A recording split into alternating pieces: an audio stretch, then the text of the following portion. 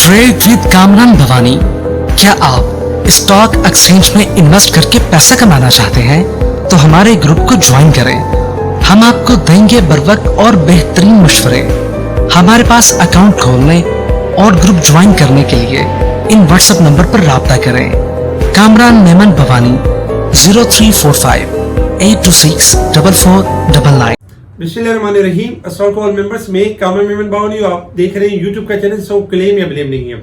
आज का हमारा टॉपिक होगा कि एक खबर और पासा पलट गया, अब रिकवरी कब तक, तो इसके ऊपर बात होगी। सबसे पहले वीलॉग का आगाज करते लास्ट फ्राइडे वाले दिन हमारा वीलॉग था जिसमें हमने बताया था कि मार्केट या तो डबल बॉटम की तरफ जाएगी या डाइवर्जेंस बनाएगी। डबल बॉटम के बारे में हमने ब्रीफ कर दिया था वीलॉग के अंदर, आप देख सकते हैं कि मार्केट ने अगर लो लेवल नहीं ब्रेक किया तो डबल बॉटम बनेगा। अदरवाइज अगर लो लेवल ब्रेक कर दिया 61,086 का लेवल, तो फिर मार्केट के अंदर डाइवर्जन बनेगा जो कि 59,000 तक बन सकता है। आज यही वजह थी कि मार्केट के अंदर हमने देखा कि स्टार्ट नेगेटिव हुई और एक टाइम में मार्केट अपने लो लेवल ब्रेक कर चुकी थी और लो लेवल के पास यानी कि मार्केट परफॉर्म कर रही थी 60,600, 800, 700 इस तरफ ट्रेड कर रही थी। मार्केट के अंदर गुंजाइश थी कि मार्केट रिकवरी की तरफ चली जाती और बाउंस बैक कर जाती, लेकिन चूंकि एक ऐसी खबर थी जिसके बाद मार्केट का पांसा पलट गया।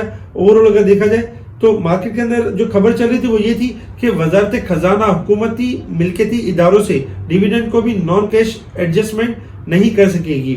सेकंड नंबर पे गर्दिशी कर्जे में कमी के लिए भी नॉन कैश एडजस्टमेंट को मंजूर नहीं किया जाएगा जराए वजारत खजाना। इसके अलावा हुकूमती मिल्कियती इदारों के लिए ग्रांट्स या फंड्स का इजरा भी नॉन कैश एडजस्टमेंट में नहीं हो सकेगा।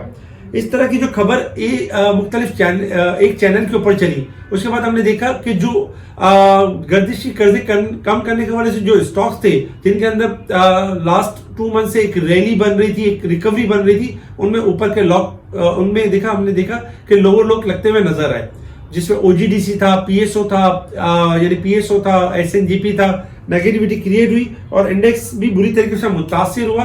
और जो हमारा टारगेट था कि मार्केट आपकी अगर 60,000 का लेवल या फिर 59,000 का लेवल चेस कर सकती है, हमने देखा मार्केट ने लो लेवल बनाया 59,026 का। 26,678 पॉइंट मार्केट माइनस हुई और इसके बाद मार्केट 2,534 पॉइंट माइनस के साथ 59,170 के करीब मार्केट ने क्लोजिंग दी। वॉल्यूम्स में स्लाइटली इजाफा हुआ 670 मिलियन के वॉल्यूम्स में, जो फ्राइडे के वॉल्यूम से थोड़े यानी कि ज्यादा थे। फ्राइडे वाले दिन 669 मिलियन के वॉल्यूम्स हुए। इसके अलावा top volume leader, top gainers, decliner आपके स्क्रीन के ऊपर है, जिनमें प्राइस के हिसाब से और वॉल्यूम के हिसाब से काम हुआ। इसके साथ ही अगर सेक्टर वाइज पोजीशन देखें तो सेक्टर वाइज पोजीशन में तकरीबन तमाम सेक्टर्स में एक बेयरिश मूड रहा, जिसमें ओजीडीसी, oil and gas sectors, commercial bank, power generation, cement, fertiliser, oil and gas, refinery, तमाम सेक्टर्स में नेगेटिविटी देखी। पॉजिटिव साइड पर देखें तो टोबैको, सिंथेटिक्स, रियल एस्टेट, इनमें हमने पॉजिटिविटी देखी। इसके साथ ही अगर देखा जाए तो बाकी भी कुछ न्यूज थी मार्केट के अंदर, जिसमें एडीपी की तरफ से ADP approve food security assistant for यानी ये पॉजिटिव न्यूज थी। इसके साथ ही यानी आईएमएफ के हवाले से भी मामला थे कि मुसलसल यानी कि जो आईएमएफ के मुतालबा थे यानी उनको पूरा करना है। पाकिस्तान में पेट्रोलियम प्राइस 1 जनवरी से कुछ कम करने की यानी मामूली कमी की जा सकती है, इसका भी एक अंदिया मिल रहा है। नॉन फाइलर की रजिस्ट्रेशन के लिए मुल्कगीर सर्वे शुरू, ये अगर टैक्स नेट बढ़ाते हैं तो हमारी मईशत के लिए अच्छा है। Government increase gas tariff for 3 fertiliser plant to unify rates, तो ये फर्टिलाइजर सेक्टर्स के लिए बुरा था, लेकिन आईएमएफ की जो हवाले से जो मामला थे उसको पूरा किया गया। इसके साथ ही अगर हम देखें तो आईएमएफ ने कर्ज के कोटे से मुतालिक इस्लाहत मंजूर कर ली। कर्ज कोटे की इस्लाहत गुज़श्ता माह तजवीज़ की थी, जिन्हें मंजूर किया गया। इससे देखा जाए तो इस्लाहत की हतमी मंजूरी आईएमएफ का बोर्ड ऑफ गवर्नर्स में दी गई है। कोटे में इजाफे से पाकिस्तान को फायदा हो सकता है। तो इस तरह की जो न्यूज चली जिससे पाकिस्तान को कोटा बढ़ने से 6 से 9 अरब डॉलर का कर्ज ले सकता है, ये कुछ पॉजिटिव न्यूज थी, तो जिसकी वजह से यानी कि हमारे लिए पॉजिटिव से कर्जा थोड़ा ज्यादा ले सकते हैं। इसके साथ ही अगर हम बात करें इंटरनेशनल मार्केट की तरफ, तो इंटरनेशनल मार्केट में इस वक्त जो क्रूड ऑयल ट्रेड कर रहा है आपका तकरीबन अगर देखा जाए, कल तो यानी कि यूरोप वगैरह कल उनके हॉलीडेज वगैरह थे, आज 74 के पास ट्रेड कर रहे हैं। क्रूड ऑयल 44 सेंट प्लस है और इसके अलावा 75 से लेकर 78 तक जा सकता है। जबकि अगर हम गोल्ड एंड सिल्वर की बात करें तो गोल्ड इस वक्त जो चल रहा है आपका 2072 चल रहा है, $3 $4 प्लस है, जबकि सिल्वर जो प्लस है 2463 के पास चल रहा है। तो गोल्ड सिल्वर आपका थोड़ा सा यहाँ रुके हुए, लेकिन किसी भी टाइम डिक्लाइन कर सकते हैं, क्योंकि बेसिकली अगर देखें तो 25 दिसंबर से लेके 1 जनवरी हैप्पी न्यू ईयर और मुख्तलिफ ओकेजन चल रहे होते हैं यूरोप के, तो इसमें मार्केट आपकी डल होती है, तो इसमें एहतियात से ट्रेडिंग करनी चाहिए। इसके अलावा resistance level and support level की बात की जाए तो 59,758 हमारा रेजिस्टेंस लेवल होगा, 58,852 हमारा सपोर्ट है। मार्केट 1160 पॉइंट इस वीक के हिसाब से ओवरसोल्ड है, जबकि लास्ट वीक के हिसाब से तो फिर 3,500-4,000 पॉइंट ओवरसोल्ड है। और अगर हम साल के हिसाब से देखें तो 6,554 पॉइंट ओवरबोट रह गए। आपको याद होगा एक टाइम में ये पॉइंट्स 14 से 15,000 तक आ गए थे, और तभी भी यही था कि साल के हिसाब से 14,000 पॉइंट ओवरबोट है। इसीलिए एहतियात करने का कहा जाता था, और कहा जाता था कि प्रॉफिटिंग जरूर करें ताकि डिप पर दोबारा लेने का मौका मिले। तो यही वजह थी कि जो मार्केट के अंदर हम साल के हिसाब से एक करेक्शन देख रहे हैं लास्ट के दिनों के अंदर। अच्छा, बात करते हैं मार्केट की परसेंटेज के हवाले से कि मार्केट की परसेंटेज कितनी हो गई इंडेक्स के हवाले से। जैसे कि लास्ट आपको याद होगा कि 94% जब मार्केट की ओवरबोट परसेंटेज होती थी तो हम यही कहते थे कि मार्केट 94% ओवरबोट है और आपने स्टॉप लॉस के साथ ट्रेडिंग करनी है। जब जिस टाइम पे मार्केट ने 67,000 का लेवल अचीव किया था और उसके बाद जब मार्केट 66,000 के लेवल के करीब आई थी, तो उस वक्त भी आपको लेवल एक ही दिया गया था कि 67,500 के बाद तेजी कीजिएगा इंडेक्स के अंदर। अदरवाइज मार्केट में तेजी जरूर है, लेकिन स्टॉप लॉस के साथ ट्रेडिंग करें। विदाउट स्टॉप लॉस ट्रेडिंग करेंगे तो मार्केट करेक्शन की तरफ मूव कर सकती है, क्योंकि साल जब क्लोज हो रहा है तो क्वार्टर बेसिस पे यानी कि इंडेक्स क्लोज होगा तो थोड़ा हाई से थोड़ा सा नीचे क्लोज होगा। इसी तरीके से बहुत सारे स्टॉक्स हैं जो अपने हाई से थोड़ा नीचे क्लोज हो सकते हैं, तो वैसी सिचुएशन हमें नजर आ रही है। मार्केट की जो 94% थी वो अब कम होकर 29% रह गई है। मार्केट की जो मार्केट काफी दिनों से, कितने महीनों, 2-3 महीनों से जो ओवरबोट चल रही थी वो अब 29% रह चुकी है। मैक्सिमम इसमें जगह जो बनती है 25 से लेके 18% तक की बनती है। मार्केट अगर मैक्सिमम और करेक्ट करती है तो 25 से 18% तक जा सकती है, लेकिन रिबाउंड के चांसेस ज्यादा होंगे। अब हम बात करते हैं मार्केट के हवाले से कि मार्केट की टेक्निकल परसेंटेज कितनी है।